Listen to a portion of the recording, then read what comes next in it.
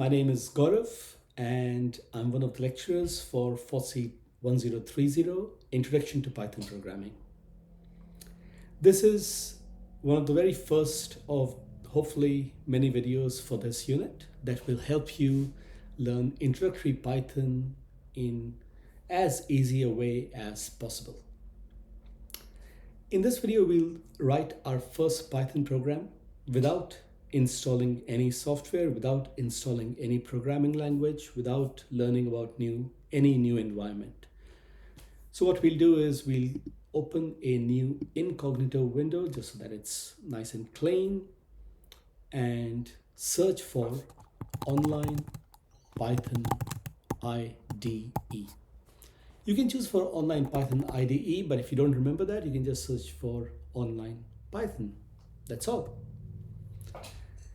And it's the first hit that we are looking for. There is also a Python online compiler from W3 School. So let's just open all three of them and compare them side by side. So onlinepython.com natively is a very clean website. However, because it's a free website, they have to fund themselves, they have to fund the servers. There are ads everywhere. Programmers.com, on the other hand, you can see that, okay, it's much cleaner and it's got dark mode that I know many of you prefer. And it's actually got your first program. That's pretty cool, because if you're coming in as a new programmer, you'd like to see something like that. And there's an output. And again, it has some ads at the top. Then we take a look at W3 Schools, which is a very, very popular website. And it also has a compiler and some tutorial or some information at the bottom.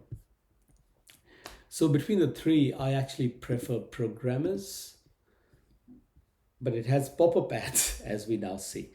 And that's a bit of a deal breaker. So let's close Programmers. W3 Schools is way too busy for my liking. Let's close that. And it's trying to sell me a Volvo, whatever, and close that. So let's stick with online Python. Now look, what we'll do is we'll only use online Python website every now and then. As we go along, as we get more comfortable with Python, we'll start introducing more tools which are actually much better to write your Python programs in. At the top, you can see the editor area, and at the bottom, you can see the console, which is where your output happens. If you just select the entire program just by dragging your mouse across, or you press Control A in Windows or Command A in Mac, it selects everything because the A stands for all, and you can press Delete or Backspace to get rid of that. So we're going to write our first program. And our first program is an homage to Dennis Ritchie, Brian Kernighan, and Ken Thompson, three brilliant programmers, the developers of Unix and C. Just a piece of useless trivia for you. It's to display something in the console, and the command for that is print. For the command, you also have to put round brackets, and inside the round brackets, what you put in there is displayed. If you want that output to be displayed as it is, you have to put double quotes around the output, or expected or required output. And inside the double quotes, we are going to put hello world. In the book that these three gentlemen wrote in the late 1960s, this was the first program, and literature uses it as a standard. Okay? If everything is right, you will see that output in your console. So let's run this. And yes, it says hello world. If there is any mistake, for example, the double quotes are not closed, it gives you an error and says end of line. EOL stands for end of line while scanning string literals.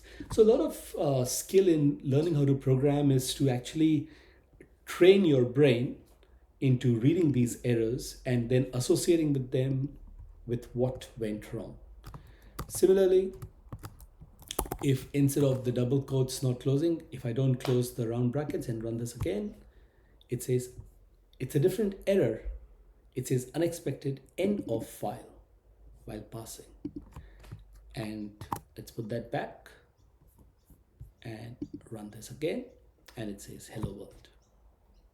What I would like you to do, and this is the first program you write, you can put anything that you want from a book or a movie or a TV series that you personally love and put it in there. So I'm going to put one of the funniest lines that I think there are. Me fail English, that's impossible.